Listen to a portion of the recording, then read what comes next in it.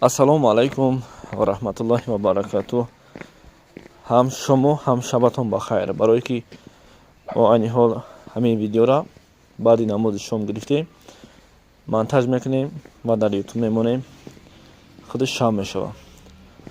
бародарои азиз, ай ҳамаи шумо хоҳиш видеора то охир бо диққат тамошо кунед ва баъдан дар зери видео якта лайк монед, то ки ҳамин видеора дигарҳо ҳам бибинанд. баъд аз қатли шаҳиди кӯчак, яъне Қобилҷон Алиев, ки ба ҳамаи мо маълумай ва дар тамоми сомонаҳои иҷтимоӣ навориша гузоштанд. тамоми блогерои рӯи ҷаҳон видео карданд. бале дурустае ки ӯ ҳамдардӣ баён карданд. ҳамдардӣ ҳам мотам ҳам ҳамагӣ се рӯз мешуд. не ки мутаассифона мақсад аз ҳамон видеои ӯ як чие ки аммо афсӯс ки мардуми мо ира сарфам намераванд. вақтшон фикр мекунанд ки мардум, яъне блогеро ҳамдардӣ баён карданд ва барои модари Қобилҷон ва барои шаҳрвандои ҷумҳурии Тоҷикистон мисол миннатдорихшона баён карданд. не, дар асл ин хел нест. камтар чашмотона боз кунед. ирӯз 30 декабр, пагаз 31. албатта соли 2025 барои ҳар як инсон ҳар хел буд. то 14-15 декабри соли 2025 ҳар ка чандин шодиву чандин ғамҳоро паси сар кард. не ки баъд аз 16 декабри соли 2025 бар мардуми Тоҷикистон як ҳолати ғайриоддӣ буд, ғайриинтизор. як ҳолате шид ки тамоми мардуми ҷумҳурии Тоҷикистон исола соли мотам эълон карданд барои худшон. касеҳо падар ай даст доданд, касеҳо модар ай даст доданд, касеҳо бародару касеҳо хоҳар ай даст доданд. бале ин ҳақиқат ай, зеро ҳар кас ба дунё меояд ва рӯзу вақту соате ки омад мемурад. не ки дар соли 2025, охири соли 2025 барои мардуми Тоҷикистон як соли ғам буд. охири соли 2025. болои ин ҳама нигоҳ накарда, медонем ки бахшиш овози сагон буромадест. болои ин ҳама нигоҳ накарда бисёр блогеро то имрӯз видеоҳо кардестанд, видеоҳо мондестанд ва дар масъалаи чӣ гуна кушта шуданд, оқибати шахсе ки ба ҳамин кор даст зад, оқибат чӣ мешавад. шумо фикр накунед ки ӯ барои манфиати ҳамин кӯдак кор кардестанд. ӯ барои манфиати худшон кор кардестанд ки то шуто дар ҳамон видеошон мумкин ки шумо инстаграм кор фармонед. барое ки мо инстаграм надорем, мо дар тикток надорем, мо дар ютуб пул кор намекунем. ба ҳамон видеои ӯ тамошо кунед. вақте ки сарлавҳаи асосиро дар бораи ҳамон кӯдаки бечора гап мезананд, зуд дар байн рекламаи худшона қуш мекунанд. во барои фоидаи худшон, барои манфиати худшон, барои пул ба даст овардани худшон кор кардестанд. яки мардуми мо тамошо мекунаву долга мисол ҳамон видеоро лайк мемонану дигар корро мекунанд. мо фикр мекунем ки ҳо мақсад барои мардуми тоҷик, барои модари Қобилҷон Алиев ва барои хешу таворони Қобилҷон Алиев ҳамдардӣ баён кардестанд. не ки дар асл мақсади ӯ, бародарои азиз, мақсади ӯ медонед чие? мақсади ӯ просто ҳамин рекламаи худшона пеш бурдане ки ӯ ай реклама пул кор мекунанд. ай просмотри ютубшон, касое ки ай ютуб пул кор мекунанд, пул кор мекунанд. ай просмотри тикток пул кор мекунанд. ай просмотри инстаграм намедонам, ман дар ин масъала ягон маълумот надорам, шояд ки пул кор кунанд. аммо чандин видеоҳоро то имрӯз дидам, бовар кунед, ҳамагӣ дохили ҳар як видеошон ҳамон чӣ мега рекламаи худшона мондагиянд, рекламаи бизнес, рекламаи тиҷорати худшона мондагиянд, ёки реклама харидорӣ кардагиянд. ҳамон блогерое ки аудиторияи калон доранд. мақсади ӯ то имрӯза ҳамин видеоро кашола кардан, дароз кардан ва медонанд ки мардум ҳама рӯза ҳамин видеоро тамошо мекунад ки оқибат чӣ мешава.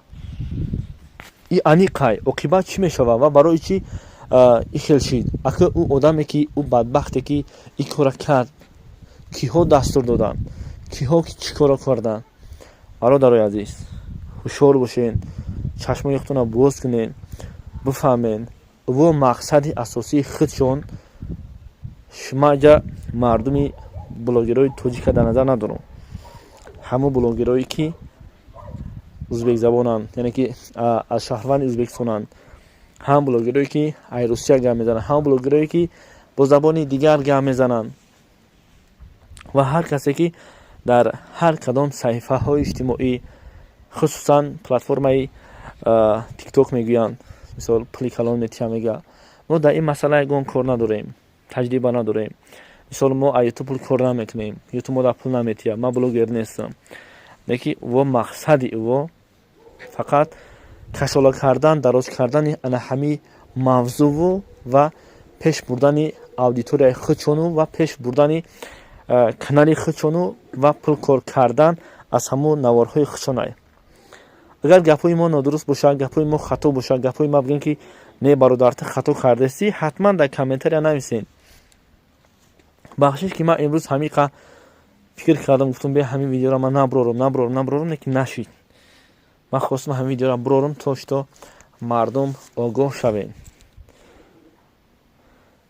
ҳеҷ чиз, ҳеҷ кор беҷавоб намемонад. албатта давлати Тоҷикистон давлати оддӣ нест ки мақсад киштану мондану рафтан. мо барои худмон ҳуқуқ дорем, қонун дорем, ҳамин коргарое дорем ки мақсад чораандешӣ мекунанд нисбати ин. лекин мо ҳаққи таблиғ, ҳаққи дашном кардани ду давлат надорем. барое ки ҳар касеро вақт соатиш дар куҷое ки омад расид, дар ҳамҷа ҷона ба ҳақ таслим мекунад. мурдан ҳаққай, як рӯз маву шумо ҳам мемурем. яъне ки мақсад аз ин видеои ма дилсӯзии ҳамун блогеро, дилсӯзии ҳамун одамое ки то имрӯз кашолакунон ҳамин видеоро давом кардастиянд, ӯ дилсӯзӣ не, балки пеш бурдани шабакаи худшон ва рекламае ки ай мардум пул гирифтагиянд, ана ҳамун платформаи худшонро пеш бурданд ва ай ҳамун видеои мондагишон пул кор кардан, ай рекламаи карданашон пул кор кардан, аю халос. дигар ҳеҷ чизе дар ин байн нест. зарраи ашк намерезанд. ҳамон одамое ки аз дигар давлат видеоҳо мекунанд, зарраи дилшон намесӯзад. во худо мегӯянд ки як кас ҳамихели мусибата дучор шавад ва видео кунанду аудиторияи худшонро баланд кунанду ва инчунин пул кор кунанд. ҳамин лубои видеоро шумо тамошо кардастед. ҳамиё ҳамаш дар байни видеошон, дар байни ҳамон суханҳое ки ҳамдардӣ баён кардастанд, реклама доранд. просто мову шумо ки дар ҳамин система нестем, мову шумо ки дар ҳамин соҳа нестем, намедонем ки чӣ гап рафтест. барои ҳамин бародарои азиз, ай ҳамаи шумо хоҳиш мекунам, ба ҳамин хел видеоҳое ки шумо дучор мешавед, мақсад ба ҳамин хел видеоҳое ки шумо мебинед, ва ҳама барои манфиати худшон кор кардастанд, халос, дигар чизе нест. бахшиш ки мо ин бегоҳи рӯз навор кардем ки мақсад баъд аз шом аллакай ҳаво абрнок аст, чӣ хеле ки мебинед. аз ҳамин ҳисоб хуб аст ки мақсад шумо маро набинед, надонед, нашносед. ман блогер нестам, просто фикри худам мисол гуфтуму дар ин саҳифа мондум, тамом. аз ҳамин ҳисоб бародарои азиз, мақсад аз ин видеои ма пул кор кардан нест. ин мода пул наметиҳад. мақсад аз ҳамин видеои мо ин ки бедор шавед, ҳушёр шавед, бидонед, бишносед ӯ одамое ки барои мардуми тоҷик, барои миллати тоҷик ҳамдардӣ баён мекунад, дилсӯзӣ баён мекунад. миннатдорем аз замин то осмон ки имрӯз дар бари мо ҳастанд, хусусан ӯ бародарои блогерои Ӯзбекистон ки дар канори мо шумо буданд. аммо ин маънои ӯро надорад ки ҳамдардӣ ҳам 2 рӯз мешуд, мотам ҳам 2-3 рӯз мешуд. бале мутаассифона болои ин ҳама наворҳое ки ӯ кардастанд, мақсади асосии ӯ як чизае ки и амоша пеш бурдани рекламаи худшон ва ба даст овардани маблағ аз ҳамун наворҳое ки карданд. ҳамин сабаб бародаро эҳтиёт бошед, чашмаи худтонро боз кунед, бифаҳмед ки дар дунё чӣ гап рафтааст. аллакай рӯз 14 рӯз шид, дар 2 ҳафта ки бояд видео бас мешид, лекин то имрӯз навор мондастанд. медонанд ки любой кас тамошо мекунад, хусусан он касое ки як бор тамошо карданд, палибому реклама ба ӯ меброяд. ин буд сухани бародари шумо барои шумо.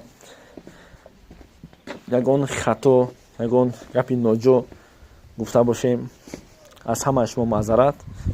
бизор давлати мо тоҷикистони азиз доимо соҳиби истиқлол бошаду умри пешвои миллат дароз бошад. ҳамин тинҷӣ бас аст, ҳамин тинҷию оромӣ барои ҳар яке мо шумо бас аст ки озод нафас мекашем, озод нафас мегирем, озод шабу рӯз куҷои хоҳем рафта омада истодаем. ана ҳам як давлати, як неъмати бузурги худованд аст ки бар мо насиб гаронидааст. суханҳои ноҷо гуфта бошам, боз як бори дигар бахшиш. ҳатман фикри худро дар зери комментария нависед. барои ҳар яки мо ва барои ҳар як кас муҳим аст. вассаламу алайкум ва раҳматуллоҳи ва таъала баракатуҳ.